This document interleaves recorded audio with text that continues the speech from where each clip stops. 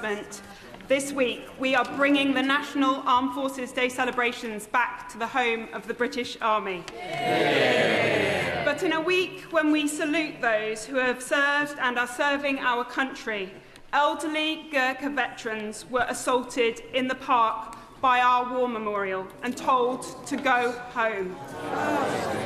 Will the Prime Minister and the House join me in standing against this despicable attack and commend the heroism of our Gurkhas? And does he agree with me that now is the time to resolve the long-standing issues on Gurkha pensions, as we have been working towards, because the Gurkhas have given so much for our country? Can I thank her for her question? She's a great champion for our armed forces, and the fact that the national celebrations are returning to Aldershot this week are a testament to her campaigning. The racist attack she describes is utterly disgraceful, and I condemn it, and I hope the whole House will condemn it. We stand with our Gurkhas, who have made an incredible contribution to our armed forces and continue to do so. Mr Speaker, on Gurkha pensions, ministers have met her, veterans and the Government of Nepal for constructive discussions. These will continue, and I pay tribute to her for her dedicated work on this. Thank you, Mr Speaker. Can I start by wishing Scotland well tonight in their match against Brazil? Following the conviction of former SNP Chief Executive Peter Murrell for embezzlement, serious questions about governance and oversight remain unanswered. The Scottish Government is refusing to establish an inquiry despite clear public concern. The law does provide for UK inquiries into devolved matters where there is a wider public interest. So as the Prime Minister prepares to leave office, will he set up an inquiry with the powers needed so we can uncover the truth?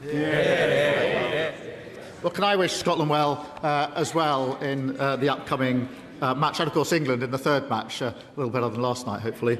But, Mr Speaker, on this question, it is really a serious set of questions that need to be answered by the SNP and the Government, and they simply refuse to do so. They call for transparency and accountable for everybody else when they have giant questions of their own to answer. Nothing to see here, don't want to know, don't want to have an inquiry. Totally the wrong approach. Speaker, this Government's commitment, under the leadership and influence of the Prime Minister, to tackle violence against women and girls is a commitment that is really shared by many of my constituents. On Saturday, I was out in Llangollen for a Welsh Women's Aid fundraiser organised by community champion Moira Gleed. Llangollen's most Wuthering Heights Day ever saw me join 230+ Cathys, learn a dance routine, all dressed in red, and perform in a streamed performance that went across the world. We've even had some fans from Japan get in contact.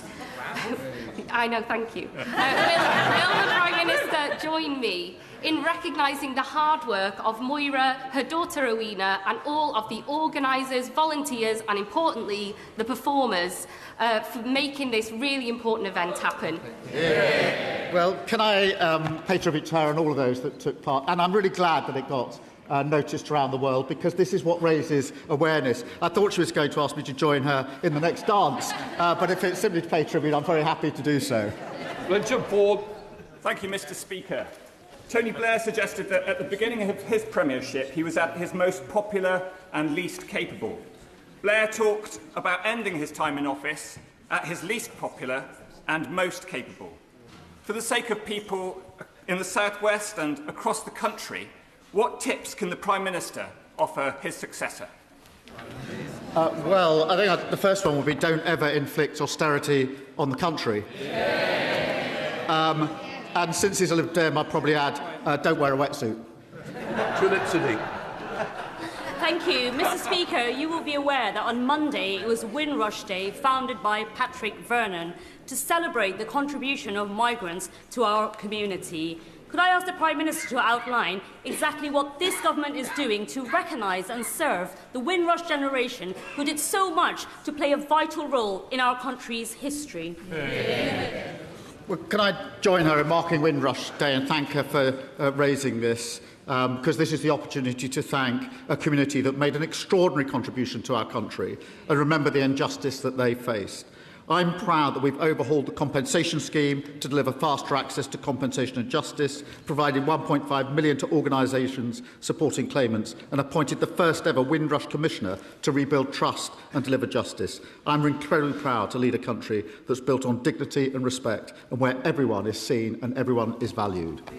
Wendy Moore. Thank you, Mr Speaker. From slashing winter fuel payments to surrendering the Chagos Islands, this Prime Minister has got every major decision wrong. It's no wonder even his own MPs are now looking elsewhere for the answers. So as this may be one of, if not his, final appearances at the dispatch box, will he make one final U-turn? Will he scrap Labour's disastrous grey belt policy and help protect the precious green belt spaces and green areas across Aldridge Brownhills? And if not, his legacy will be one that he was the Prime Minister who destroyed so many of our local communities. I do like the Right Honourable Lady, and when she talks about destroying and legacies, I remember she was the Chief Whip, I think, to Liz Truss. I'm very proud that we are building the houses that we need so that everyone has a base camp for their opportunity and their aspiration, something the last government failed on and we're succeeding on. Final question, Alistair Strathern. Mr. Speaker.